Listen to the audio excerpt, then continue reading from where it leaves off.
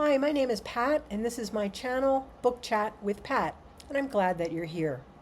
Today I wanted to bring you another Poetry Thursday episode, and since we're in the month of March and the season of the Irish Readathon, I thought I would focus a bit on some Irish poetry. Today I'd like to focus on the late, great Irish poet Seamus Heaney. I'd like to talk a little bit about Heaney's life and poetic career, and then I'll share a few of his best loved poems. I have his poetry in several different collections. I have the Penguin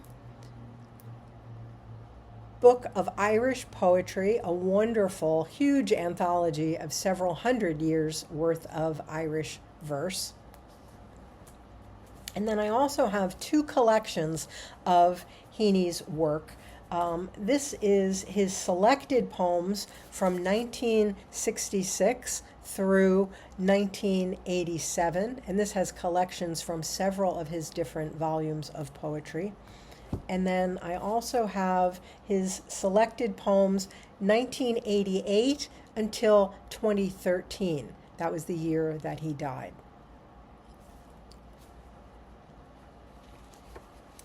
So, Seamus Heaney was born on April 13th, 1939 in County Derry in Northern Ireland to a Catholic family. He was the eldest of 9 children. After primary school, he won a scholarship to St. Colum's College, a Catholic boarding school. While he was there, when he was 14 years old, he received word that one of his younger brothers, Christopher, aged 4, had been killed in a terrible automobile accident. At least 2 of his poems are about this tragic loss of his little brother. Heaney studied English language and literature at Queen's University, Belfast, where he read the poetry of Ted Hughes, which had a profound effect on his own poetic endeavors.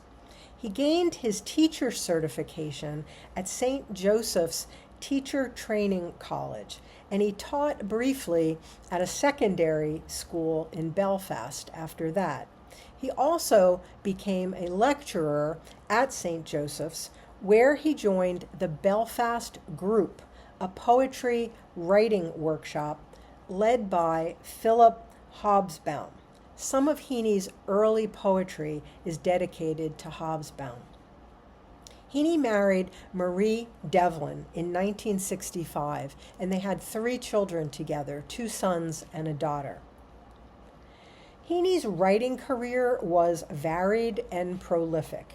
He published over 20 volumes of poetry, several books of literary criticism, and several volumes of translated works as well.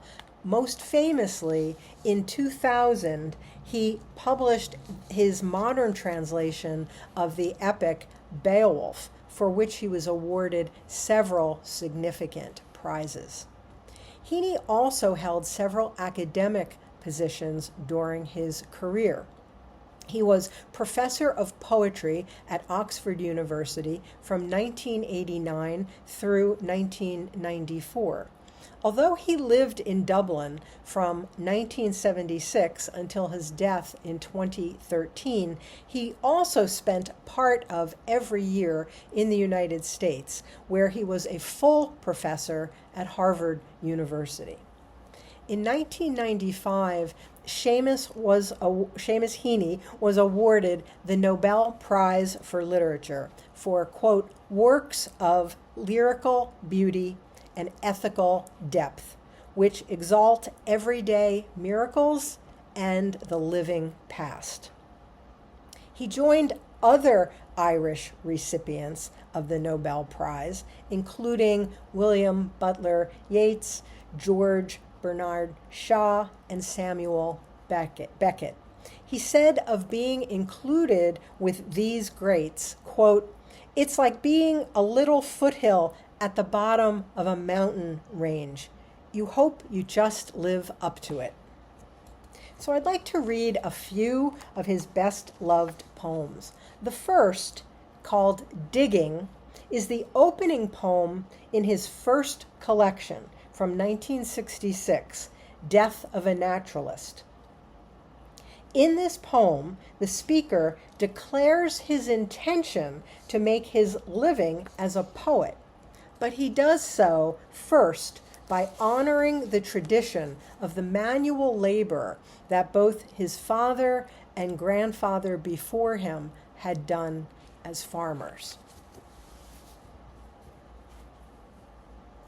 So this is Digging. Between my finger and my thumb, the squat pen rests, snug as a gun. Under my window, a clean rasping sound when the spade sinks into gravelly ground. My father digging. I look down, till his straining rump among the flower beds bends low, comes up 20 years away, stooping in rhythm through potato drills where he was digging. The coarse boot nestled on the lug. The shaft against the inside knee was levered firmly.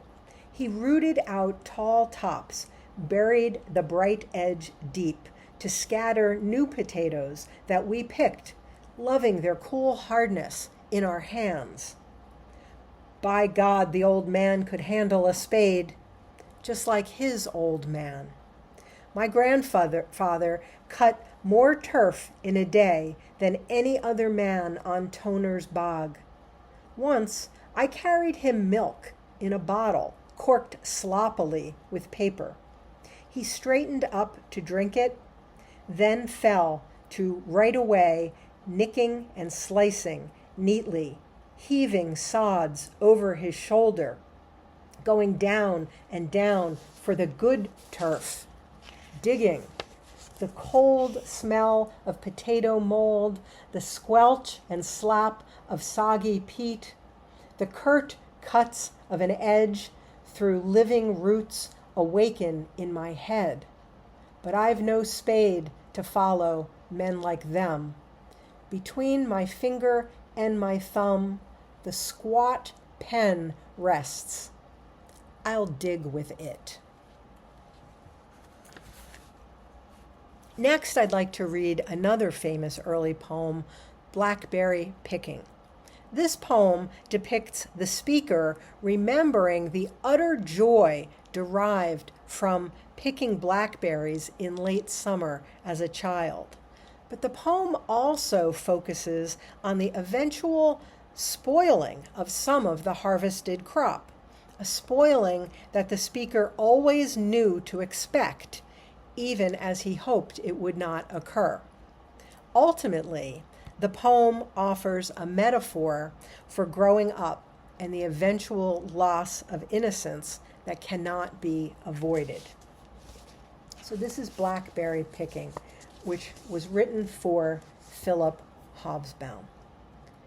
Late August, given heavy rain and sun for a full week, the blackberries would ripen. At first, just one, a glossy purple clot among others, red, green, hard as a knot. You ate that first one, and its flesh was sweet, like thickened wine. Summer's blood was in it, leaving stains upon the tongue and lust for picking. Then red ones inked up, and that hunger sent us out with milk cans, pea tins, jam pots, where briars scratched and wet grass bleached our boots. Round hayfields, cornfields, and potato drills we trekked and picked until the cans were full, until the tinkling bottom had been covered with green ones, and on top big dark blobs burned like a plate of eyes. Our hands were peppered with thorn pricks, our palms sticky as bluebeards. We hoarded the fresh berries in the byre. But when the bath was filled, we found a fur, a rat-gray fungus glutting on our cache. The juice was stinking, too. Once off the bush, the fruit fermented, the sweet flesh would turn sour. I always felt like crying. It wasn't fair that all the lovely canfuls smelt of rot. Each year I hoped they'd keep, knew they would not. And finally, I'd like to close with a sonnet that's part of a sequence of 8 sonnets that Heaney wrote to mark the death of his mother in 1984. The sequence of 8 is called Clearances, in memoriam M.K.H. The one that I'd like to read is number 3, and it depicts a grown man at his mother's deathbed, remembering a special moment from childhood shared between mother and son.